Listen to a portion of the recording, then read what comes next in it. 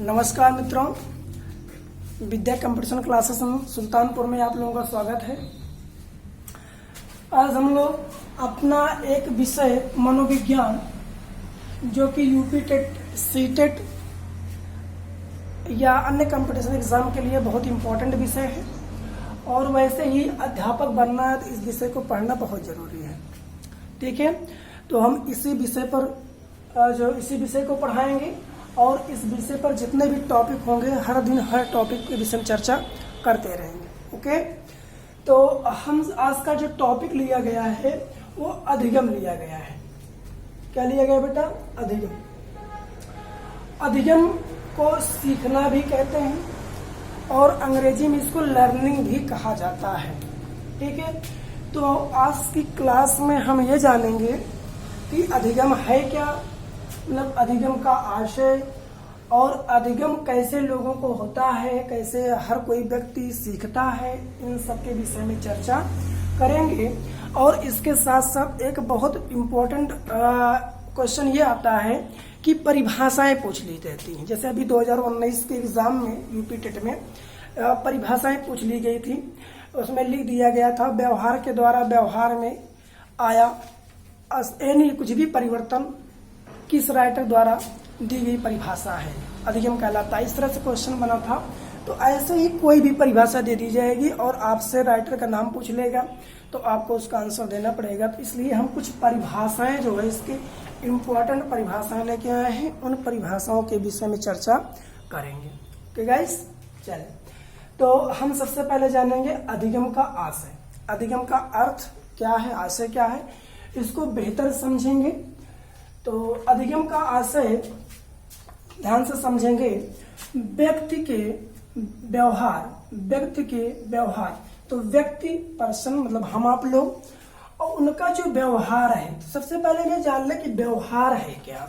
तो व्यक्ति का जो व्यवहार है, व्यवहार आप सब लोग जानते हैं, नहीं जानते जान लेंगे। व्यवहार का मतलब होता है मानव द्वारा की गई वाह्य क्रियाएं। मतलब कोई भी व्यक्ति जितनी भी वाह्य क्रियाएं करता है, सामने वाले व्यक्ति से कोई बात करता है या घर में खेल के मैदान में या अन्य किसी से कोई भी व्यवहार करता है, वो व्यवहार उसके लिए क्या मतलब वो क्रियाएं, जो भी क्रियाएं करता है वो उसके लिए क्या कहलाता है? व्यवहार कहलाता है। मतलब मानव द्वारा की गई वाह्य क्रियाएं उस व्यक्ति की क्या कहलाते हैं? व्यवहार कहलाते हैं। ओके, अब आप लोग सोचेंगे व्यवहार एक्चुअली तो व्यवहार जो है ये मनोविज्ञान में बहुत बड़ा टॉपिक है अपने आप में।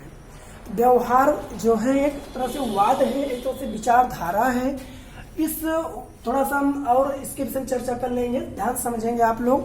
जो व्यवहारवाद है इसको लाने वाले सर्वप्रथम इसके जो मनोविज्ञान की अवधारणा के अंतर्गत लिया गया है वो है 1905 में लाया गया था और 1913 में इसके जनक जो बने हैं, जनक व्यवहारवाद के जनक वो है जेबी वाटसन। कौन है? जेबी वाटसन। जेबी वाटसन द्वारा लाया गया। जेबी वाटसन को ही इसका जनक कहा जाता है। ये क्वेश्चन बहुत बार पूछा जा चुका है। व्यवहारवाद के जनक कौन है? तो व्यवहारवाद के जनक हैं जेबी वाटसन।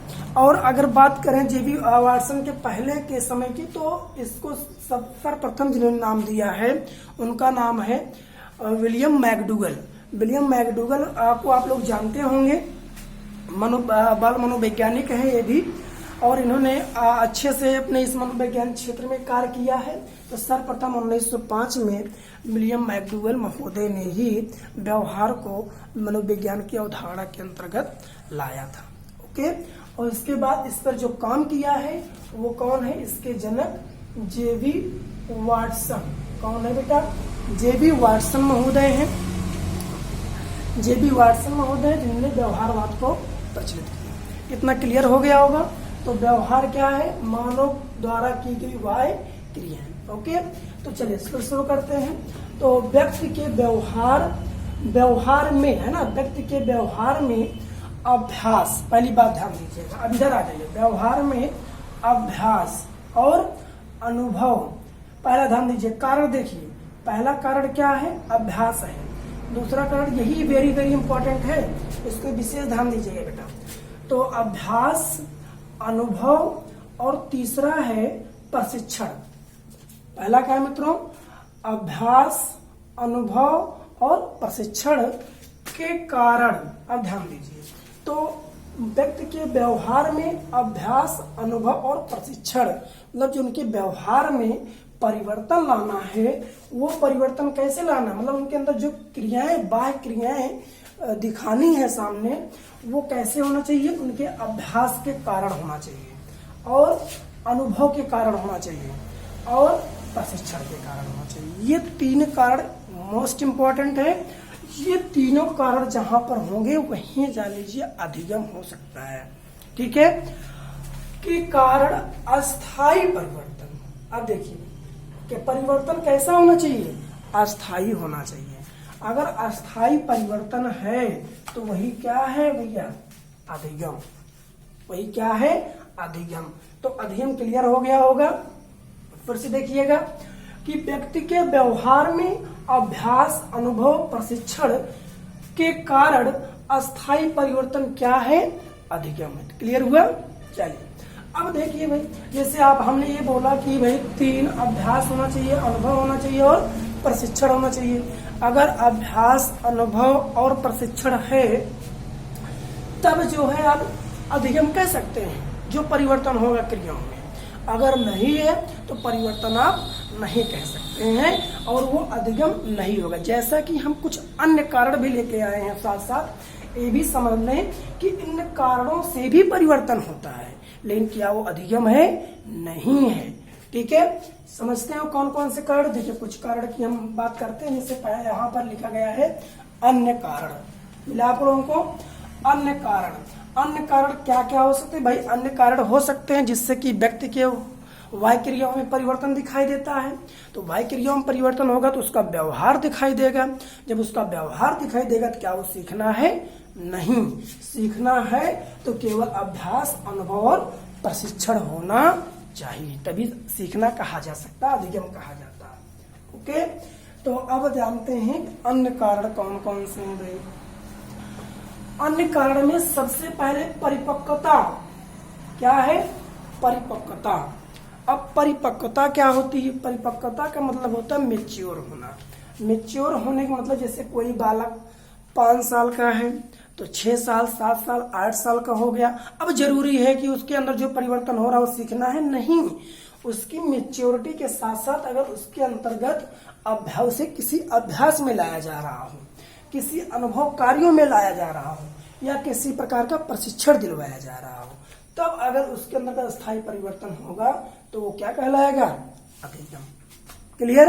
अब जैसे भाई परिपक्वता क्या है भाई? बच्चा बड़ा हो गया, 5 साल से 10 साल का हो गया, बच्चा कहीं पर जा सकता है, अपने आप से चोरी कर लेता है, तो क्या वो सीख गया? नहीं। क्या उसके लिए कोई प्रशिक्षण दिया गया? नहीं। केवल वो बड़ा हुआ बस, कोई शिक्षण नहीं दिया गया उसको। ठीक है, तो किसी भी कार्य के लिए कोई भी परिवर्तन लाना हो तो उसको प्रशिक्षण, अनुभव और अभ्यास होना चाहिए। अगला क्या है? बीमारी। बीमारी। अब जैसे बीमारी के कारण भाई, बीमारी कोई व्यक्ति बीमार है, बीमार के कारण अगर उसके अंदर कोई परिवर्तन आता है तो क्या वो सीखना है? ऐसा नहीं है। थकान। भाई थकान क्या है? थकान आप सब लोग जानते हैं। थकान का मतलब होता है जब कोई व्यक्ति अपने मानसिक और शारीरिक रूप से अस्त व्यस्त हो जाता है तो उसके अंदर थकान सी महसूस होती है। थकान भी एक बड़ा सा टॉपिक है, इसके अंदर हम पढ़ाएंगे, समझाएंगे, वो भी बताएंगे। लेकिन थकान है, अब कोई व्यक्ति बाहर से कार्य करके आया, थका हुआ है, घर पे पहुंचा, अब उसके अंदर बहुत चिंचिनाहट सी होने लगी या कुछ ऐसी भी क्रियाएं करने लगा, किसी को मारने लगा, क्या वो सीखना? भाई बाह्य क्रियाएं तो हुई ना उसके अंदर, क्या वो सीखना है? नहीं। तो इसके कारण अगर कोई भी परिवर्तन अस्थायी या अस्थायी रूप से दिखाई देता है तो वो अधिगम नहीं है। क्लियर? चलो अब आगे देखते हैं भाई संवेगात्मक विकास। संवेगात्मक विकास सब लोग जानते हैं भाई। संवेगात्मक विकास क्या है? तो संवेगात्मक विकास अभी एक बड़ा लंबा टॉपिक है, भी इस विकास पर हम लोग चर्चा करेंगे, लेकिन इतना जान लेते हैं संवेगात्मक संवेग कहाँ होते हैं? जहाँ पर किसी के अंदर क्रोध, डर, भय, ऐसी क्रियाएं दिखाई देती हैं, उसके क्या होता है, संवेगात्मक विकास होता है। तो भाई किसी के डर के कारण भाग जाना, अब क्या उसके लिए सीखना हो गया, अधिगम हो गया, कोई सिखाया नहीं। भाई क्रोध के कारण किसी को मार दिया, क्या ये सीखना है, नहीं। ठीक है, तो संवेगात्मक विकास एक कारण बनता है कि इसके कारण व्यक्ति के व्यवहार में कोई ना कोई परिवर्तन तो आता है, लेकिन ये जरूरी नहीं है कि उसके लिए अधिगम है, जरूरी नहीं उसके लिए अधिगम। अधिगम होने के लिए फिर से बताते हैं, अधिगम होने के लिए अभ्यास, अनुभव और प्रशिक्षण होना चाहिए, तभी अधिगम होगा। आगे बात करते हैं। तो 4 कारण हम लोग समझ गए। 5वां कारण क्या है, ये 5वां कारण है बेटा, ये 5वां कारण है मादक पदार्थों का सेवन। मादक पदार्थों का सेवन, जैसे अब देखो भाई, कोई मादक पदार्थ अल्कोहल आदि ये सब यूज कर लेता है, तो गाना वाना गाना शुरू कर देता है ना, लड़ाई झगड़ा शुरू कर देता है, तो भाई उसके अंदर तो परिवर्तन हो रहा है, बोलिए हो रहा है ना, तो क्या वो अधिगम है? ऐसा वो अधिगम नहीं है। अब उसको अभ्यास की जरूरत है, अधिगम के लिए अनुभव की जरूरत है और प्रशिक्षण की जरूरत है, तब अधिगम माना जाएगा। ठीक है, तो एक कारण बनता है मानव के व्यवहार में परिवर्तन लाना, एक कारण तो बनता है मादक पदार्थों का सेवन, लेकिन वो अधिगम नहीं माना जाएगा। ठीक है, तो अधिगम के लिए अभ्यास, अनुभव और प्रशिक्षण होना जरूरी है। ओके गाइस, चलिए अगला है मूल प्रवृत्ति। मूल प्रवृत्ति आप सब लोग जानते हैं मूल प्रवृत्तियां क्या होती हैं। मूल प्रवृत्ति होती हैं जो किसी बालक के अंतर्गत जन्मजात प्रक्रियाएं होती है। कैसे जितनी भी जन्मजात प्रक्रियाएं होती हैं वो सब उसकी क्या होती हैं, मूल प्रवृत्ति। मूल प्रवृत्ति भी मैं पढ़ाऊंगा। ठीक है, जन्मजात होती हैं। तो जन्मजात आदमी, कोई भी व्यक्ति, कोई भी बालक या जन्म से ही कुछ जान रहा है, पहचान रहा है, मतलब सीखा हुआ है, तो क्या उसके लिए वो अधिगम है? नहीं। वो अपने व्यवहार में अगर परिवर्तन ला रहा है तो अभ्यास से, अनुभव से, प्रशिक्षण से तो वो माना जाएगा। तो मूल प्रवृत्तियां भी कारण में आती हैं व्यवहार के परिवर्तन। भाई जन्म के बाद बालक दिन दिन बड़ा होता जाएगा, कुछ ना कुछ प्रक्रिया भी मैं जैसे बाल विकास के अंतर्गत मैं पढ़ाऊंगा। अवस्थाएं, बाल विकास के अंदर बालक की जो अवस्थाएं होती हैं, गर्भावस्था, शैशवावस्था, बाल्यावस्था, किशोरावस्था, है ना, ये सब अवस्थाएं भी जब मैं पढ़ाऊंगा तो बताऊंगा कि स्टेप टू स्टेप बालक कैसे कैसे प्रक्रियाएं, कैसे कैसे क्रियाएं करता है, जिससे उसके जीवन में कुछ न कुछ परिवर्तन दिखाई देता है। तो लेकिन जब वो अगर अभ्यास नहीं लिया है, अनुभव नहीं लिया, प्रशिक्षण नहीं लिया, तो उसकी अपनी जन्मजात क्रियाओं से उसको सीखना नहीं माना जाएगा, उसको अधिगम के अंतर्गत नहीं रखेंगे। उसके लिए अभ्यास, अनुभव और प्रशिक्षण होना चाहिए। ओके गाइस, तो अब इतना क्लियर हो गया होगा अधिगम का आशय क्या है, और कुछ कारण हैं जिनके कारण से अधिगम नहीं माना जाएगा और जो कारण अधिगम माना जाता है। अब क्वेश्चन ये पूछ लेगा आपसे कि अधिगम है, ऐसे कह देगा विकल्प में अधिगम का कारण है या अधिगम है, तो दिया रहेगा परिपक्वता, बीमारी, जिसमें दे देगा मूल प्रवृत्ति, 3 ऑप्शन ये दे देगा। उसके बाद देगा अभ्यास। तो अभ्यास जो है आप लोग टिक किस पे लगाएंगे बेटा, अभ्यास पे लगा देंगे। ठीक है, क्योंकि परिपक्वता, बीमारी और मूल प्रवृत्ति के कारण जो परिवर्तन होता है वो अधिगम नहीं है। अधिगम किस कारण होना चाहिए, अभ्यास के कारण होना चाहिए, अनुभव के कारण होना चाहिए और प्रशिक्षण के कारण होना चाहिए। अब क्वेश्चन देखिए इसमें फिर बनेगा भाई, अधिगम का कारण है या अधिगम है, अभ्यास, अनुभव और प्रशिक्षण।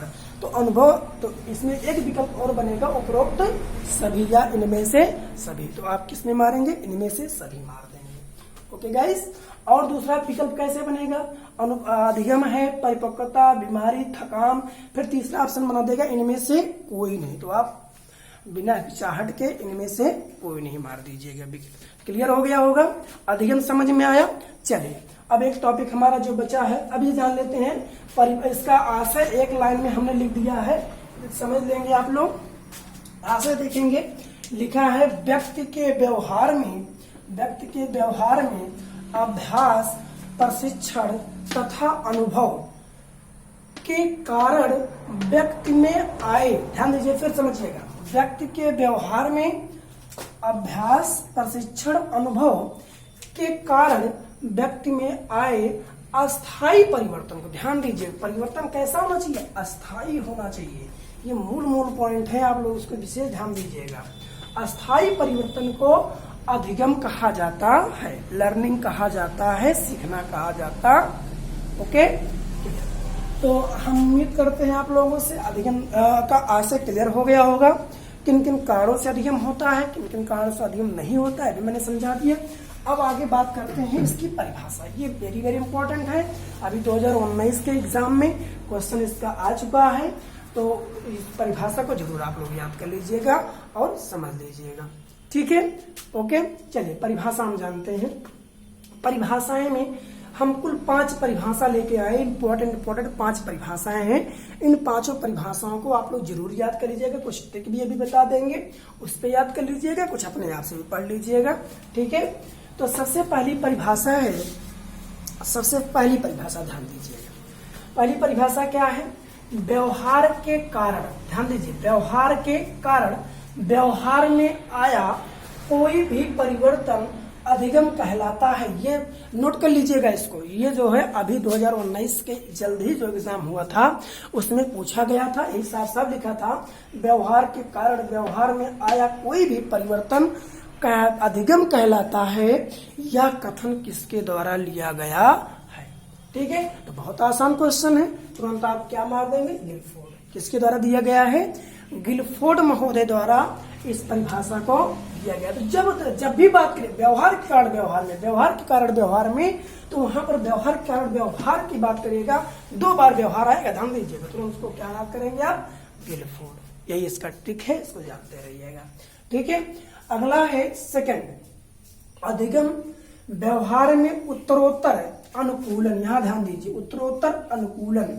तो अगर अनुकूलन की बात करेंगे तो आप स्किनर महोदय द्वारा, है ना, जो दिया गया है, ये अधिगम व्यवहार में उत्तरोत्तर अनुकूलन करने की प्रक्रिया है। फिर समझेंगे, अधिगम व्यवहार में उत्तरोत्तर अनुकूलन करने की प्रक्रिया। उत्तरोत्तर का मतलब स्टेप टू स्टेप आगे कुछ अपनी नई या पुरानी अनुभव की अंतर्गत समायोजन कर लेना, उसके लिए क्या है, एक तरह से अनुभव है। ठीक है, अनुभव करने की प्रक्रिया क्या है, स्किनर द्वारा दिया गया है, यही है अधिगम। ठीक है, दूसरी परिभाषा क्लियर हो गई होगी। इसमें आपको ध्यान देना, उत्तरोत्तर अनुकूलन स्किनर, उत्तरोत्तर स्किनर द्वारा दी गई है। ठीक है, ऐसे पॉइंट आप पकड़ लेंगे तो जल्द ही आपको परिभाषा याद हो जाएंगे।